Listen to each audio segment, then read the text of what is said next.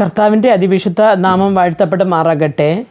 1 കൊരിന്ത്യരുടെ പുസ്തകം 10 അധ്യായം 12 വാക്യത്തിൽ നാം ഇങ്ങനെ വായിക്കുന്നു: ആകയാൽ ഞാൻ നിൽക്കുന്നു എന്ന് തോന്നുന്നവൻ വീഴാതിരിപ്പാൻ നോക്കിക്കൊള്ളട്ടെ എന്ന് പൗലോസ് കൊരിന്ത് സഭയോട് പറയുകയാണ്. അപ്പോൾ വിശ്വാസത്തിൽ പതറിപ്പോകാതെ നിന്ന കൊരിന്ത് സഭയോട് പൗലോസ് അപ്പോസ്തലൻ പറയുകയാണ്, നിൽക്കുന്നു എന്ന് തോന്നുന്നവൻ വീഴാതിരിക്കുവാൻ സൂക്ഷിച്ചു കൊള്ളുവാൻ.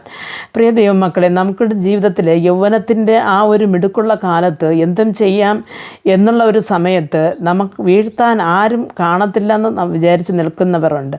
അതേപോലെ തന്നെ എന്തെങ്കിലും ചെയ്യുമ്പോഴും അല്ലെങ്കിൽ തുടർച്ചയുള്ള പ്രാർത്ഥനകൾക്ക് മറുപടി കിട്ടുമ്പോൾ എന്തോ ഞാൻ ദൈവസന്നിധിയിൽ ഭയങ്കരമായി നിൽക്കുകയാണ്, അതുകൊണ്ട് ദൈവസന്നിധിയിൽ എനിക്ക് മറുപടി കിട്ടുന്നു എന്ന് വിചാരിക്കുന്നവരുണ്ട്. അപ്പോൾ വിശ്വാസത്തിൽ അവർ അത് അപ്പോൾ പ്രാപിക്കുന്നു എങ്കിലും ഈ ലോക ജീവിതത്തിൽ കഷ്ടപ്പാടുകളും വേദനകളും വരുമ്പോൾ പലരും വിശ്വാസത്തിൽ നിന്ന് വീഴുന്നു പോകുന്നു, തളർന്നു പോകുന്നു. അപ്പം അപ്പോസ്തലൻ പൗലോസ് പറയുകയാണ്, അങ്ങനെ ഒരു വിശ്വാസത്തിൽ ഞാൻ നിൽക്കുന്നു, ദൈവരാജ്യത്തിൽ ഞാൻ ചെല്ലും എന്ന് തോന്നുന്നവൻ പക്ഷേ ശത്രുവിൻ്റെ കെണിയിൽപ്പെട്ട് വീഴാതിരിപ്പാൻ അവൻ്റെ ജീവിതകാലത്ത് സൂക്ഷിച്ചു കൊള്ളണമെന്ന് പറയുകയാണ്.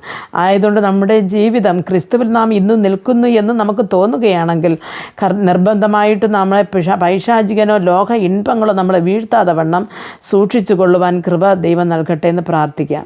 ഞങ്ങൾ അതിവാത്സല്യമായി സ്നേഹിച്ച് വഴി നടത്തുന്ന ആ സ്വർഗ്ഗസ്ഥ പിതാവേ, ദൈവം ഈ സമയത്ത് ഈ വചനം കേട്ടുകൊണ്ടിരുന്ന അങ്ങയുടെ പൈതങ്ങൾ അപ്പൻ്റെ കരങ്ങൾ തരുന്നു കർത്താവേ.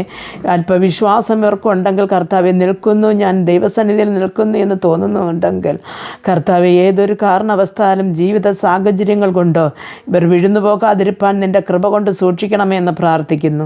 യേശു ക്രിസ്തുവിൻ്റെ നാമത്തിൽ പ്രാർത്ഥിക്കുമ്പോൾ പ്രാർത്ഥന കൃപയോട് കേട്ട് മറുപടി നൽകി തരണം നല്ല പിതാവേ. ആമേൻ.